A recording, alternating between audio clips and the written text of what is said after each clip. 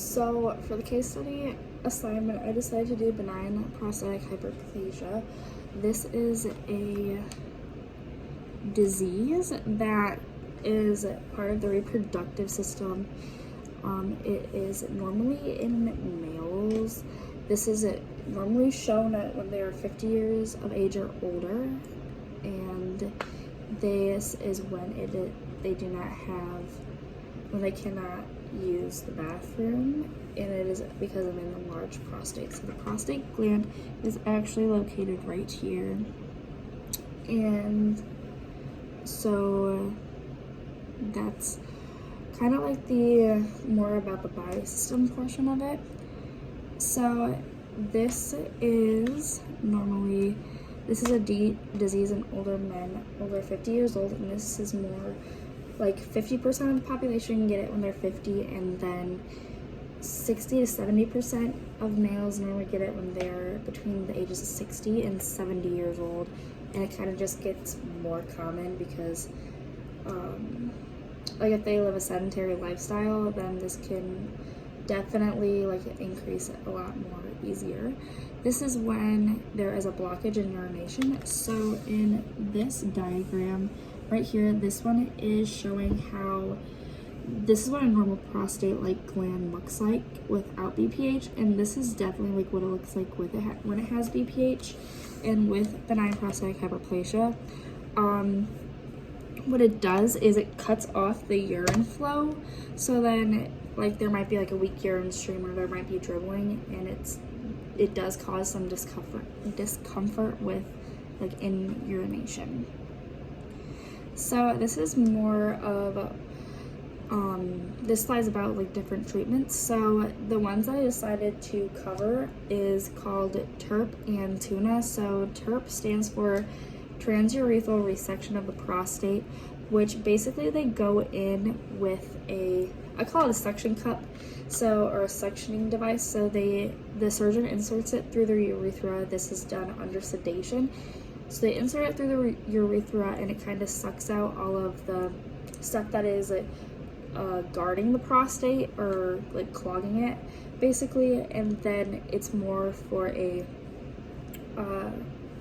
like a immediate relief.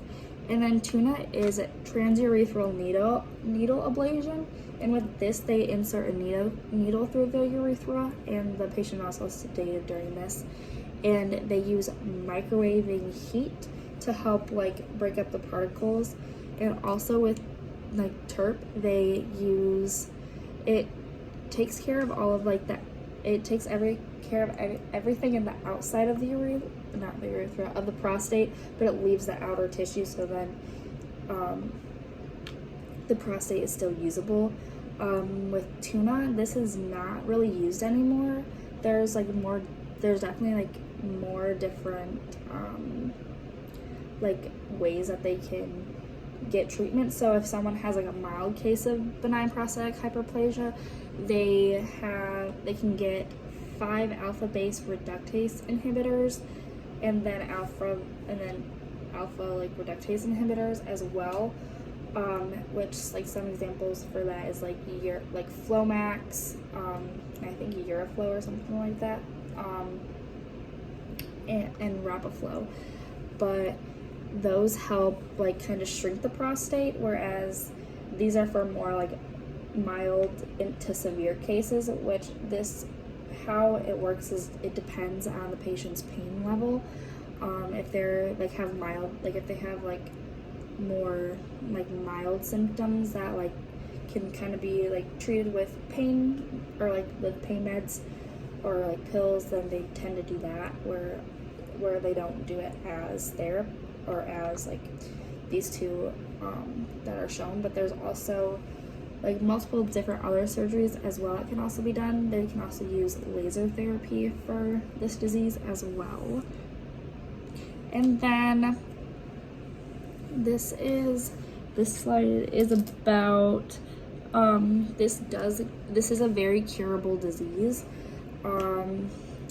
A patient that could have this disease obviously are males, and it's definitely in the reproductive system, but it's more onset, like I said, when they have like a blockage in urine, or they have a more frequent, or they feel like they need to urinate frequently.